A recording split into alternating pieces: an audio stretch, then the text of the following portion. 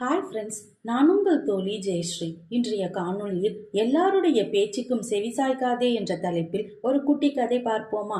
ஒரு தந்தையும் மகனும் தங்களுடைய கழுதையை விற்பதற்காக சந்தைக்கு ஓட்டிக்கிட்டு போயிட்டு இருந்தாங்களாம். அதை பார்த்த வழிப்போக்கர் சிலர், இவங்களை பாரு, கழுதையை ஓட்டிக்கிட்டு நடந்து போயிட்டு இருக்காங்க, இவங்கள யாராவது அதுல ஏறி போகலாம்ல, இவங்களுக்கு பொருளை கொடுத்த கடவுள் அதை பயன்படுத்த அறிவை கொடுக்கலன்னு பேசினாங்களாம். இதை கேட்ட தந்தையும் மகனும் ஒரு முடிவு செஞ்சு வயதுல சின்னவனான மகனை கழுத மேல உட்கார வச்சுட்டு தந்தை நடந்தவாறே புறப்பட்டாங்களாம். அப்ப வேறு சில வழிப்போக்கர்கள், இங்க பாருட அநியாயத்தை, பெரியவர் நடக்க முடியாம நடந்து போறார், இந்த வாலிப பையன் சொகுசா கழுதையில சவாரி செய்யறான்னு பேசிக்கிட்டாங்களாம். இதை கேட்ட மகன் தந்தைய கழுதையில ஏத்திக்கிட்டு தான் நடந்து பயணத்தை புறப்பட்டாங்களாம். இன்னும் கொஞ்சம் தூரம் போனதும் ஒரு வழிப்போக்கர் இவங்களை பார்த்து, களி முத்திடுச்சு, இங்க பாரு, ஒரு நோஞ்சான் பையனை நடக்க விட்டுட்டு தான் சொகுசா கழுதையில ஏறி போறாருன்னு சொன்னானா. வழக்கம் போல இதை கேட்ட தந்தையும் மகனும் ரெண்டு பேரும் சேர்ந்து கழுதையில ஏறிக்கிட்டு இனி யாரும் தங்களை பார்த்து எதுவும் பேச மாட்டாங்கன்னு சொல்லிக்கிட்டே பயணத்தை புறப்பட்டாங்களாம்.